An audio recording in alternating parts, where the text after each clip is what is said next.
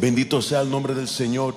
Les invito a que abren sus Biblias, si lo tienen, en esta gloriosa mañana, y lo abren al libro de San Lucas, capítulo 18. Quiero dar gracias al Señor por este privilegio, esta oportunidad de exponer la palabra del Señor ante un pueblo tan bello en esta mañana, y aún aquellos que están viendo a través de las redes sociales. Agradezco a nuestra pastora Maribel Paredes y pastor Benjamín Paredes por haberme extendido esta oportunidad, este gran privilegio, lo siento, de poder compartir la palabra de Dios en esta mañana. Amén. Lucas 18, comenzando del versículo 9 hasta el 14.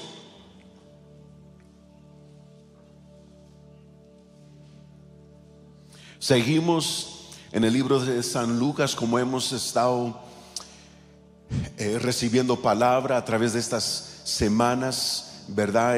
Seguimos con el tema, viendo, observando la relación que Cristo tenía con los demás, ¿verdad? Con los que llegaban en su camino, ¿verdad? Y vamos a ver en Lucas 18 la manera correcta como acercarnos a Dios.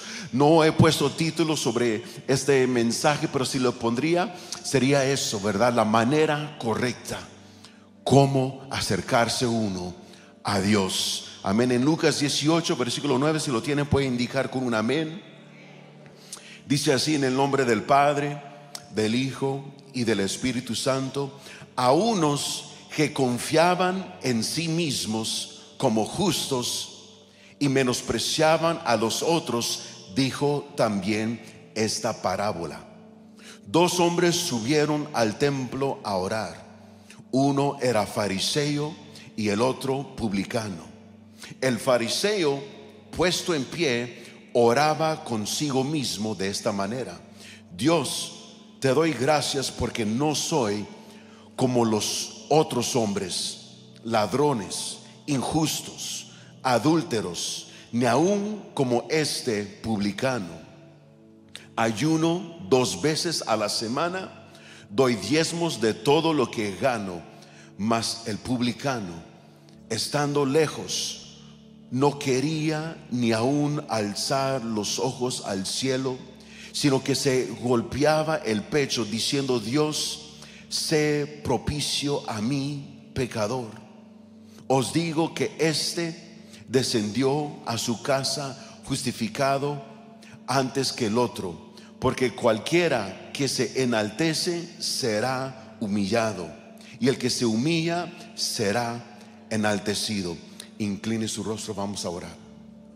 Bendito Padre celestial, gracias te damos, Señor, por tu palabra, Señor, y por esta oportunidad de recibir y de escuchar lo que tú tienes para nuestras vidas. Señor, te pido en esta mañana, Señor, que cada oído esté atento a tu voz, que cada oído esté atento a tu palabra, y que tu palabra caiga sobre buena tierra, Señor, para caer, Señor, y dar fruto al 100%, Señor.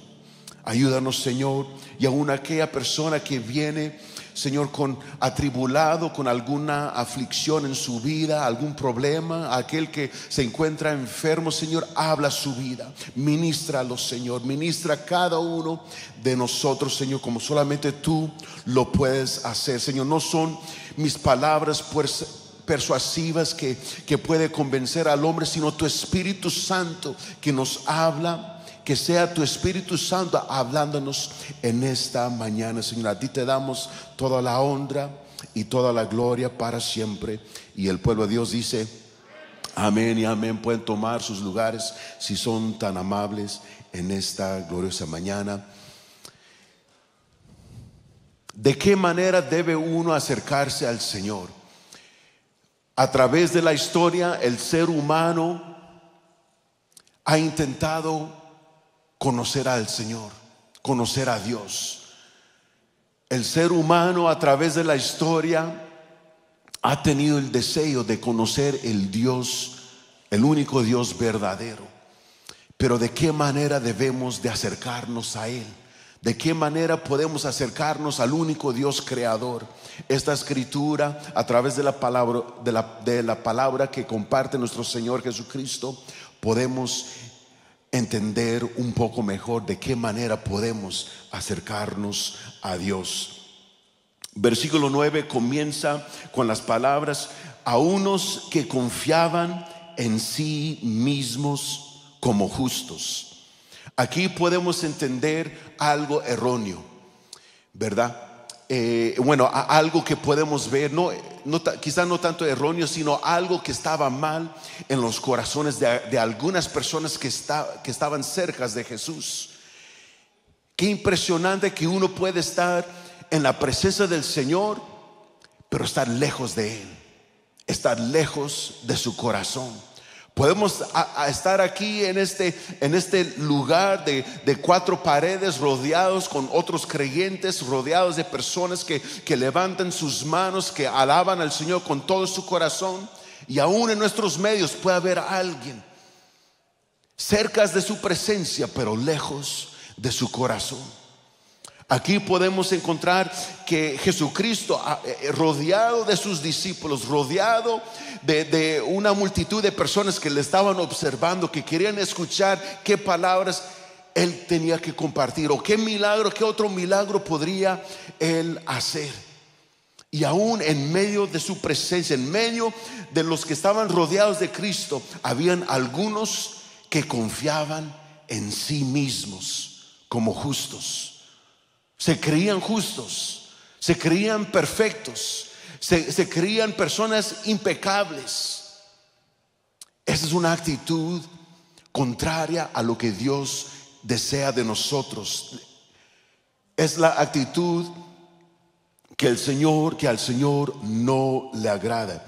Podemos ver en Efesios 2, versículo 8 y 9, dice: porque por gracia sois salvos por medio de la fe, y esto no de vosotros, pues es don de Dios, no por obras, para que nadie se gloríe. Aquí la escritura nos enseña que nuestra salvación no es por nuestras obras. Uno no puede ser salvo por las cosas que uno hace. No hay nada que tú y yo podemos hacer para alcanzar la salvación, más que poner nuestra fe y confianza al único Dios Salvador, al único Jesucristo que murió en la cruz del Calvario por ti y por mí. ¿Quiénes lo creen? No es por obras.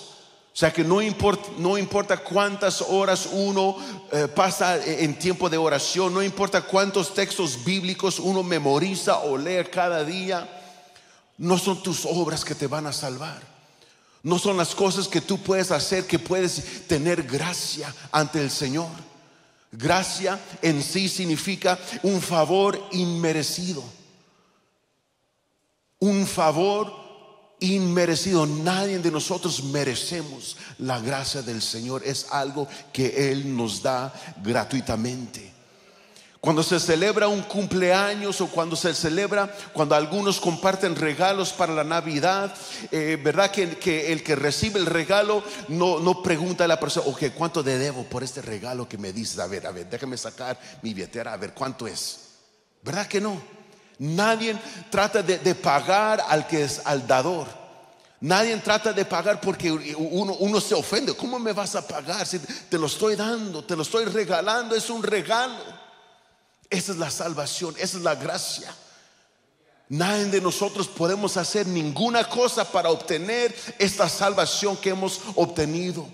Es por gracia que somos salvos, no por obras para que nadie se gloríe. No, pues yo di tal cantidad de diezmo, yo ofrendé, yo di tal cosa, yo voy a la iglesia cada semana, o 2 veces por semana, o 3, voy al templo a orar. No hay nada que tú puedas hacer para obtener la salvación. Es algo gratis. Es algo gratis. Es algo que hemos recibido sin merecerlo. Sin embargo, habían personas que confiaban en sí mismos como justos. Pensaban que ellos eran justos por sus obras. Pensaban porque conocían la ley de Moisés, porque conocían las escrituras, porque lo tenían memorizado, porque iban al templo a diario a orar o ayunaban tantas veces por semana. Se creían justos, se creían buenos. Pero ¿cuántos saben que ninguno es bueno sino Dios? ¿Cuántos saben que nadie es bueno? Nadie es bueno sino nuestro Señor. El libro de Isaías 64:6 dice así: si bien todos nosotros somos como suciedad, y todas nuestras justicias como trapo de inmundicia, y caímos todos nosotros como la hoja, y nuestras maldades nos llevaron como viento. Como trapo de inmundicia es nuestra justicia. Aunque tú te crees ser justo, aunque haces buenas obras, al comparación de la santidad de Dios, tus buenas obras, la justicia entre comillas que puedes tú obtener en ti solo, es como trapo de inmundicia ante la gloriosa presencia del Señor. Por eso podemos ver en varias ocasiones aún profetas del Señor, profetas que ministraban ante la presencia del Señor, al sentir al ver la presencia del Señor, se caían cabizbajo. Cuando Moisés quiso ver la gloria del Señor, Dios dijo: mi gloria es tan espléndido que tú no puedes aguantar. Yo soy un fuego consumidor. Nada más mi espalda, nada más la sombra de mi espalda podrás ver. Y aún podemos, según la escritura, dice que el rostro de Moisés brillaba por días y días, al ver nada más la sombra de la espalda de nuestro Señor. Tú y yo no podemos aguantar la gloria del Señor. Aquella persona que dice: si hay Dios, ¿dónde está? No lo puedo ver. Es que este cuerpo no puede aguantar la gloria del Señor. Dice la escritura que las montañas se derriten como la seda ante la presencia del Señor.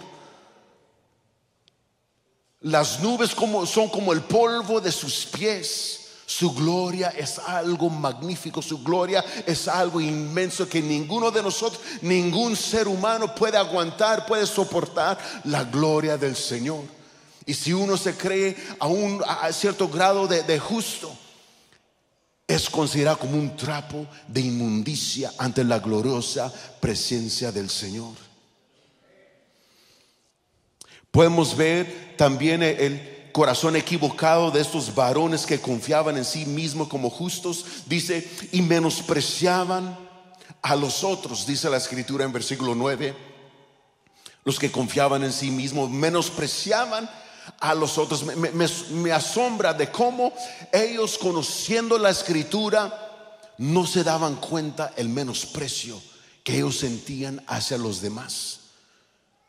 Parecía que algo contradictorio. Si ellos conocían la escritura, vemos hace semanas atrás cuando un intérprete de la ley, cuando Jesucristo compartió la parábola del buen samaritano, y Cristo le preguntaba ¿qué es la ley?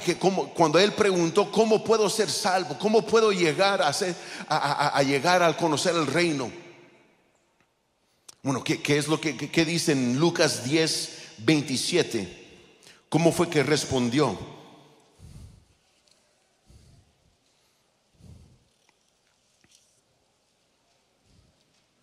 Bueno, comenzando del 25: y aquí un intérprete de la ley se levantó y dijo para probarle: maestro, ¿haciendo qué cosa heredaré la vida eterna? Él le dijo: ¿qué está escrito en la ley? ¿Cómo lees? Aquel respondió, dijo: amarás al Señor tu Dios con todo tu corazón y con toda tu alma y con todas tus fuerzas y con toda tu mente, y a tu prójimo como a ti mismo.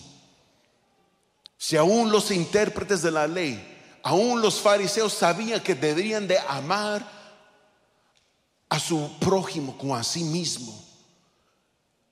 Si en esto está la ley y los profetas, la escritura, desde Génesis en adelante, la ley de Moisés está basado en esto, de que debemos de primero amar a Dios y a nuestro prójimo como a sí mismo. Y cómo es que todavía menospreciaban a los demás, cómo es que todavía tenían un menosprecio hacia los demás. En Filipenses vemos que eso es contradictorio a las escrituras. En Filipenses 2 del 3 al 4 dice: nada hagáis por contienda o por vanagloria, antes bien con humildad, estimando cada uno a los demás como superiores a él mismo, no mirando cada uno por lo suyo propio, sino cada cual también por lo de otros.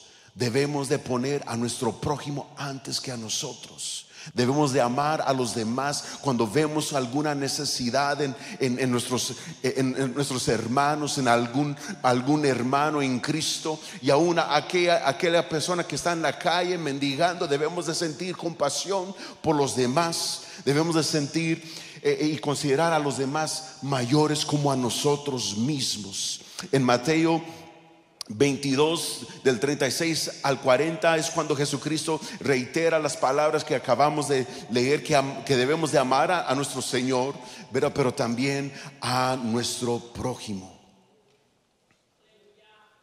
Es algo que el creyente debe de no solamente creerlo, sino de practicarlo cada día.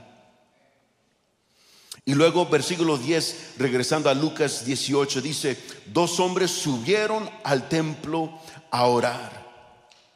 Qué interesante que podemos ver dos diferentes varones subiendo al templo. ¿A qué? A orar. Esto nos enseña, nos muestra el deseo del hombre de buscar al Señor. El deseo del hombre, de cada persona, de cada ser humano, tiene un deseo de conocer a la verdad. Podemos ver Poncio Pilato cuando enfrentó a Cristo, cuando estaban al punto de crucificarlo. Poncio Pilato hizo la pregunta: ¿qué es la verdad? Existe esa inquietud, esa pregunta en cada ser humano: ¿qué es la verdad? ¿Cuál es la razón de la vida? ¿Por qué estamos en este mundo? Estamos en este mundo por dos razones: para conocer a Dios y hacerle conocer a los demás. Ese es nuestro propósito: conocer a nuestro Creador de manera íntima y hacer a los demás saber de que Él es y de que Él nos ama. Jeremías 29:13 nos enseña: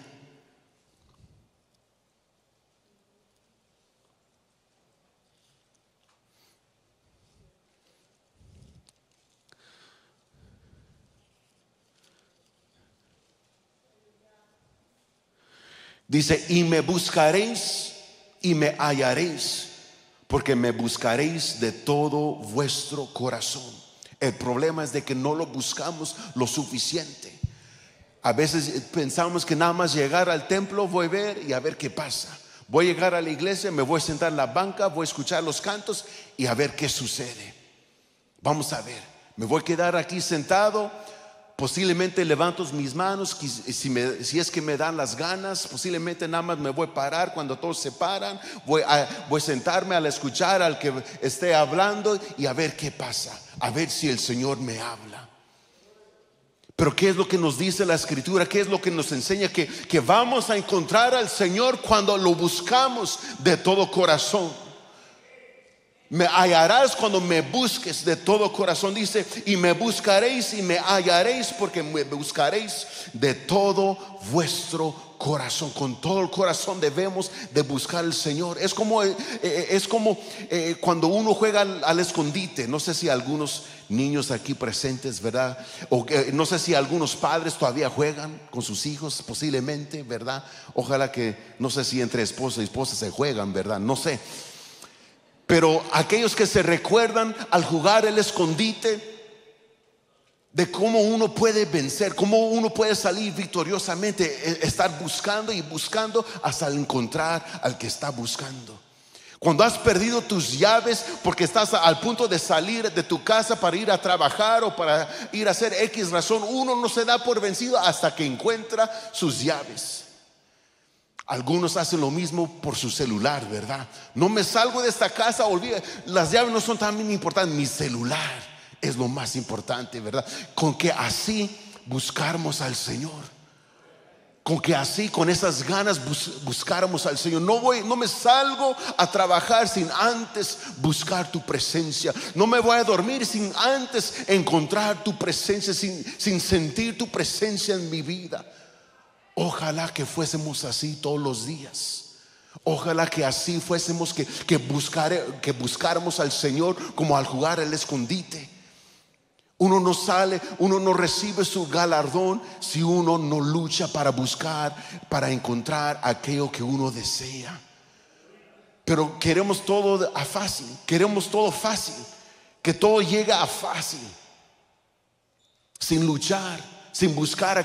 Queremos recibir las bendiciones del Señor así de fácil, sin luchar por ellas.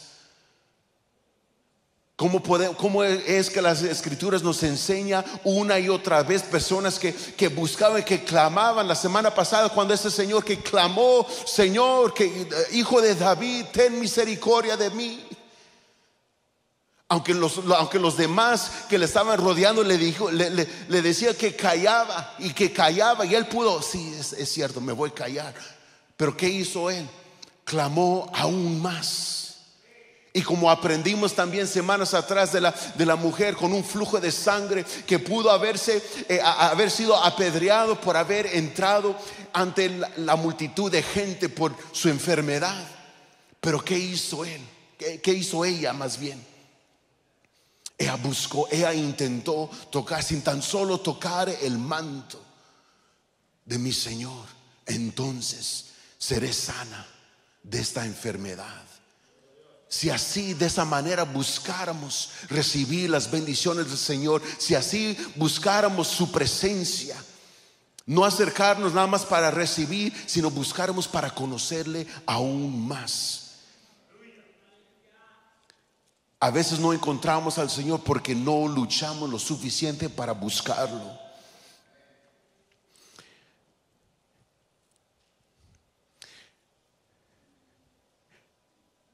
El hombre fariseo y el publicano tenían algo en común.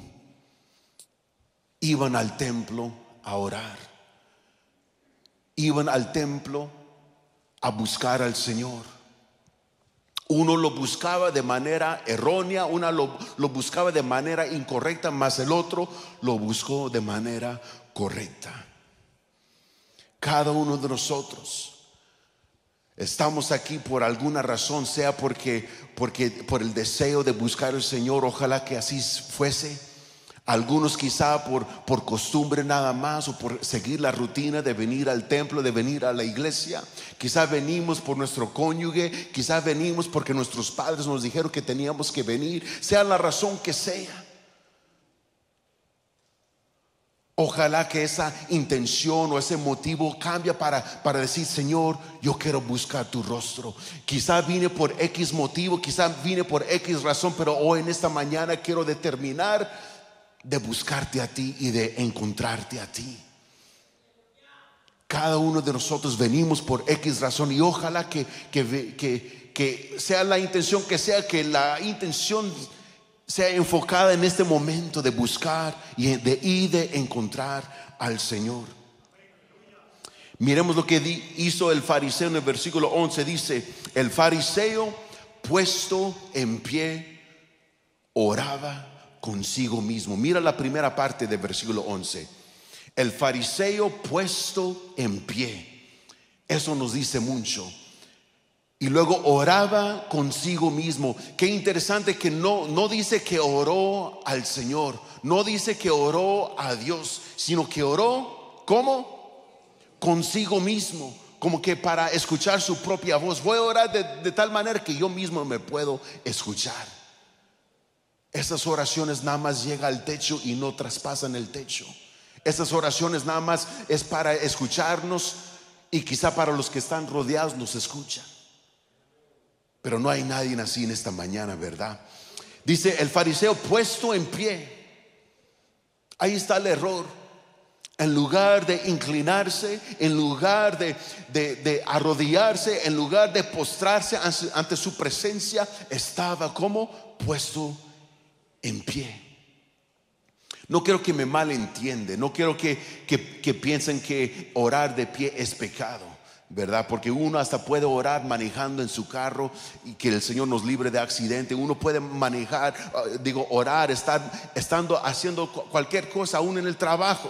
O sea, no hay cierta manera o no hay una regla que nos dice la Escritura que es la manera correcta y simplemente así, solamente de esta manera podemos uno orar. No que sea así, sino que eso nos muestra su corazón más bien. O sea, que quizás no importa si uno esté de pie o si uno esté arrodillado, pero cómo está tu corazón cuando te acercas al Señor. Porque uno puede estar arrodillado, pero su corazón enaltecido. Uno puede estar cabizbajo, pero pensando que wow, yo soy bueno, yo soy justo, yo soy mejor que los de, yo busco al Señor mejor que el que está a mi lado. Él no sabe orar como yo. Mira, esta persona que saber cuánto tiempo, quizá nada más pero yo oro 3 veces al día. O sea, que ¿qué está en tu corazón? El fariseo puesto en pie oraba consigo mismo. ¿Qué dice la Escritura con respecto al orgullo, verdad? Y el enaltecimiento. Dice en el Salmo 138, versículo 6.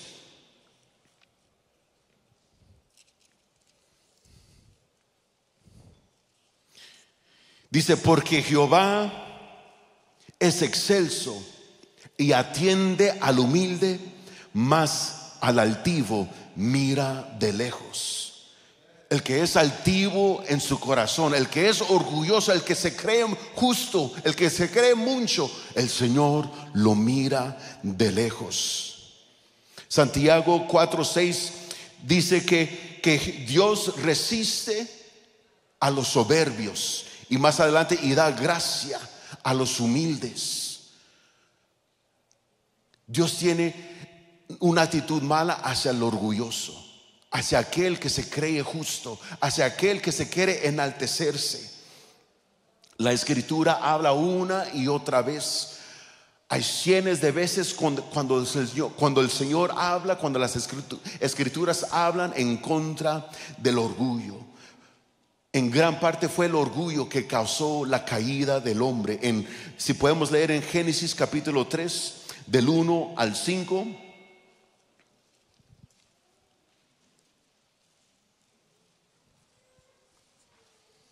Pero la serpiente era astuta más que todos los animales del campo que Jehová había hecho, la cual dijo a la mujer: ¿con que Dios os ha dicho, no comáis de todo árbol del huerto? Y la mujer respondió a la serpiente: del fruto de los árboles del huerto podemos comer, pero del fruto del árbol que está en medio del huerto, dijo Dios, no comeréis de él, ni le tocaréis, para que no muráis. Entonces la serpiente dijo a la mujer: no moriréis, sino que sabe Dios que el día que comáis de él serán abiertos vuestros ojos y seréis como Dios, sabiendo el bien y el mal. Aquí podemos ver que gran parte del motivo del pecado no solamente era basado en la desobediencia de la palabra del Señor, sino también el deseo de ser como Dios, el deseo de hacerse más alto de lo que uno es. Aquí podemos ver que el enemigo no solamente tuerce la verdad, sino también siembra desconfianza en Dios y en su palabra. Miente a la mujer y siembra la semilla de orgullo. Un autor dice así sobre el orgullo: el orgullo es la preocupación excesiva consigo mismo, en su autoimportancia, sus logros, estatus y posesiones materiales. El pecado de orgullo es rebeldía contra Dios, porque atribuye a sí mismo el honor y la gloria que solo Dios merece. el pecado del orgullo, estamos quitando el honor y la gloria que debemos de dar al Señor para tratar de atribuirlo a sí mismo. Podemos ver que fue el orgullo del enemigo, el orgullo de Satanás, que causó su caída. En Isaías 14, del 12 al 14, dice así: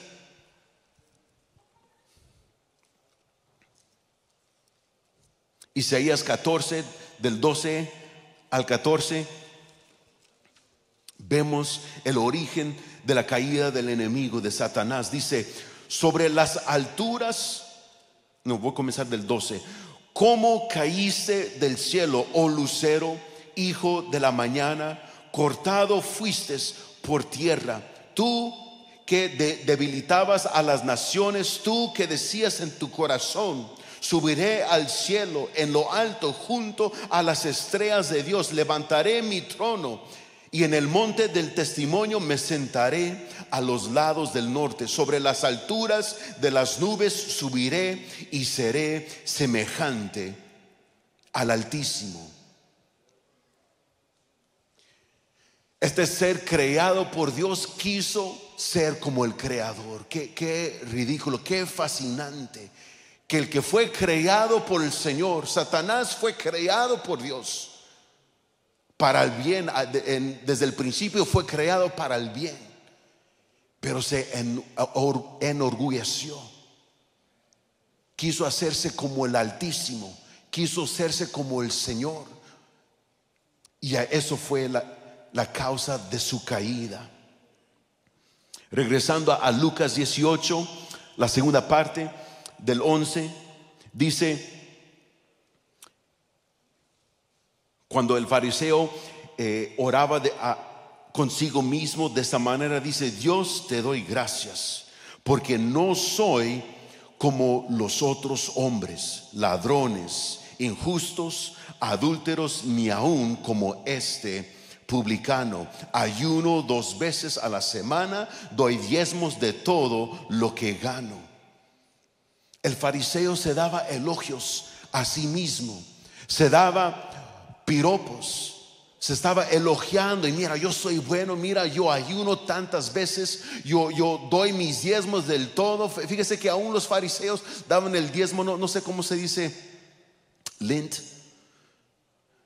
Ve cuando uno, ¿cómo se llama? Cuando uno saca la ropa de la secadora, ¿verdad? Y hay una parte donde uno saca y está todo lo que sobró de la ropa. Lint es la pelusa. Aún de la pelusa diezmaban los fariseos. Fíjese nomás, según los historiadores, aún de la pelusa se diezmaban los fariseos. Agarraban la pelusa de lo que tenían y de esto diezmaban al Señor. Qué ridículo. Se creían justos por sus hechos. Se enaltecían por todas las cosas que ellos hacían. Pero ¿qué es lo que nos enseña Proverbios 27:2? Alábate el extraño y no tu propia boca, el ajeno y no los labios tuyos. No debemos de enaltecernos, no debemos de aún darnos piropos, no debemos de elogiarnos a nosotros mismos. Debemos de caminar humildemente y dejar que los demás nos enaltecen o que hablen bien de nosotros. Yo soy muy malo en esto. En la semana pasada que jugamos voleibol me detuve un poco porque estaba rodeado de mis hermanos. Me detengo. Yo creo que por eso jugué mal, ¿verdad? Mis hijos no les gusta jugar conmigo. No puedo jugar. Juego básquetbol con mis hijas y a los 30 segundos ya una de mis hijas ya va entrando en la casa, ya no quiere jugar conmigo. Ni siquiera podemos jugar Monopoly ni Uno, porque yo soy muy competitivo y a veces se enojan conmigo, ¿verdad? Yo me tengo que detener porque yo soy malo en esto. Cada uno de nosotros, quizá el orgullo es algo que puede entrar en nuestras vidas astutamente. Podemos estar caminando bien creídos de nosotros. Hubo un tiempo cuando, créeme o no, pero yo pesaba 80 libras menos de lo que peso ahorita. ¿verdad? Pero antes yo oraba mínimo 2 horas al día, ayunaba mínimo 2 veces por semana, oraba y leía la escritura cada día y cada semana ayunaba. Y me creía bien espiritual, me creía un súper espiritual persona. Las personas me preguntan, una persona me pregunta, ¿eres un ángel? Y me quise enaltecer, pues no quise decir nada, ¿verdad? El orgullo puede entrar astutamente en nuestras vidas sin darnos cuenta. Podemos ser bien creídos, quizá puede ser que nuestras palabras no lo digan, pero ¿cómo está nuestro corazón? ¿Cómo está? ¿Cómo es que entramos ante la presencia del Señor? Debemos de entrar humildemente ante su presencia. Versículo 13 nos enseña la manera correcta cómo acercarnos al Señor. Dice, mas el publicano. Yo sé que nos ha hablado un poco de lo que son los publicanos. Los publicanos eran personas muy odiadas por el pueblo de Dios. La nación de Israel odiaban a los publicanos porque eran considerados traidores a su pueblo, porque colectaban los impuestos para dárselo al gobierno romano. Y en ocasiones, varios de ellos, en muchas ocasiones, lo que colectaban lo guardaban para sí mismo. A veces colectaban de más de lo que deberían de haber colectado. Y eran personas muy odiadas por el pueblo. La gente los odiaba. Eran considerados traidores al pueblo de Israel. Eran considerados los peores de todos los pecadores. ¿Y qué dice aquí? Me fascina cómo el Señor Jesucristo en esta parábola decidió escoger un publicano. Decidió escoger el peor de los peores, el más grave pecador en ese tiempo. No sé qué es lo que tú consideras el más grave pecador en nuestros días. No sé qué es el tipo de persona que tú puedes considerar que sea la peor persona sobre la faz de la tierra. Imagínense si alguien como de ese calibre llegase a ese altar. Esa persona que uno puede considerarle quizá violador de niños, qué sé yo, cuál será la persona más pecaminosa que tú puedes considerar. Imagínense que esa persona se arrepiente ante los pies del Señor. Quizá para muchos sería algo horrendo, pero sería un gozo ante la presencia. El Señor se deleita cuando alguien entra a su presencia con humildad. ¿Qué dice aquí? Versículo 13, ¿de qué manera podemos acercarnos al Señor? Dice, mas el publicano, el peor de los pecadores, voy agregando, estando lejos, ni siquiera quiso llegar ante el altar del Señor, ni siquiera quiso llegar cerca de su presencia. Estando lejos, no quería ni aún alzar los ojos al cielo, sino que se golpeaba el pecho diciendo, Dios, sé propicio a mí, pecador. Posiblemente podemos sustituir estas palabras, Señor, ten misericordia de mí, pecador. Esa es la manera correcta como cada uno de nosotros deberíamos de acercarnos ante la presencia del Señor. Dice el Salmo 51, el salmo que escribió David después que llegó con Betsabé y después que se encontró que el profeta Natanael le había dicho, le había aclarado el pecado que él había cometido, no solamente el adulterio, sino de causar que se matara el esposo de Betsabé. Cuando él se encontró en su pecado, él escribió este salmo, el Salmo 51. Y fíjese lo que dice el versículo 17, los sacrificios de Dios. Fíjese, los sacrificios. Cuando uno da una ofrenda, posiblemente uno lo considera como un sacrificio. Pero el sacrificio agradable ante el Señor no es tu ofrenda, no es $100, no es $1,000, no es una cantidad de dinero, no es lo que tus posesiones. Los sacrificios de Dios son esto: el espíritu quebrantado. Más que nuestras posesiones, más que nuestras ofrendas y diezmos, Dios no lo quiere si no tienes un espíritu quebrantado. Los sacrificios de Dios son el espíritu quebrantado, el corazón contrito y humillado no despreciarás tú, oh Dios. Dios no desprecia al humilde de corazón. Dios no desprecia al que viene humildemente ante su presencia. Fíjese lo que dice Isaías 57:15. Yo sé que mi tiempo se acaba pronto. Dice: porque así dijo el alto y sublime, el que habita la eternidad y cuyo nombre es el Santo. Yo habito en la altura y la santidad. La frase la altura y la santidad se podría traducir el lugar santísimo. Ve que en el templo de Moisés, en el templo del pueblo de Israel, había un lugar que se llamaba el lugar santísimo, que nada más el sumo sacerdote podía entrar. Nada más una persona una vez al año podía llegar al lugar santísimo. El alto, en la altura y la santidad es donde el Señor habita.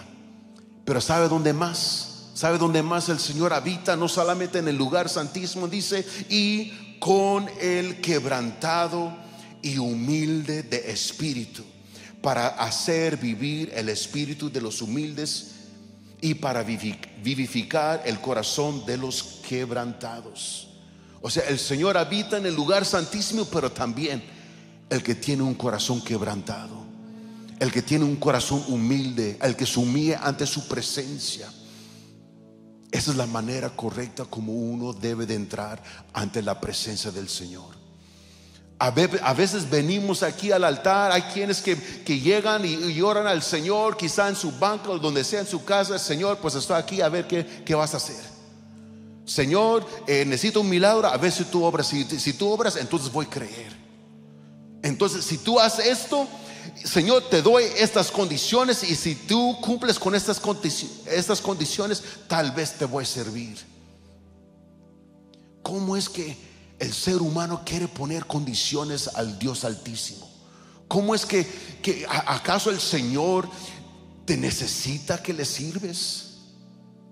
Hay quienes que erróneamente piensan que y si ellos sirven al Señor como el Señor, oh wow, gracias, te necesitaba. El Señor no te necesita a ninguno de nosotros. Él es completo en todo. Él es el dueño del oro y la plata. Él es el dueño de todo lo que uno ve aquí. Él es el dueño de aún la vida y la muerte. No hay nada que le podemos dar al Señor. Si algo tú le necesitas a Él, si alguien necesita a alguien, eres tú y soy yo, que necesitamos al único Dios verdadero. Bendito sea el nombre del Señor.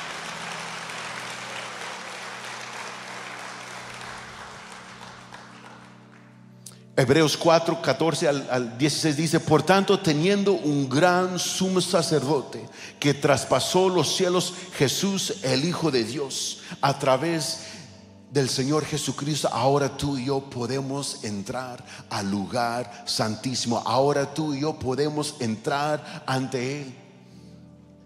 O sea, ¿de qué manera podemos llegar al Señor? Con humildad, pero a través de la sangre del Cordero. A través de la obra redentora de nuestro Señor Jesucristo podemos llegar confiadamente, creyendo que Él desea bendecirnos, que Él desea darnos la salvación. Hagamos esta pregunta: ¿qué nos impide acercarnos a Dios? ¿Qué obstáculo hay en nuestra vida que nos detiene? acercarnos ante su presencia. ¿Qué barrera hay? ¿Qué obstáculo hay? ¿Qué te está deteniendo a acercarte ante su presencia? ¿Será el orgullo, el pecado, la duda? A veces yo creo que a veces nos detenemos porque pensamos, pues yo no soy el suficientemente bueno. Si uno piensa de esa manera es porque tienes duda en su palabra. Si uno piensa de esa manera es porque tienes duda de que la palabra es verdad. Debemos de confiar. Señor, quizá yo no soy digno, pero yo confío en tu palabra y me acerco a ti humildemente. Señor, aquí está mi vida. Señor, aquí estoy. No hay nada que tú y yo podemos hacer para obtener las bendiciones del Señor, para obtener la salvación, para obtener lo que Él desea darnos. En Isaías 55, fíjese cómo es que aún a varias personas, aún a pecadores, vemos a través de las escrituras que Jesucristo los sanó. O sea, en muchas ocasiones vino la sanidad y después la salvación. Cuando las personas fueron limpiados de sus enfermedades, en muchas ocasiones, en varias ocasiones, luego Cristo les dijo: ahora tu fe te ha salvado, ve y no pecas más. En muchas ocasiones el Señor los limpia de sus pecados, de sus enfermedades, y luego les dice que son salvos. En más de una ocasión.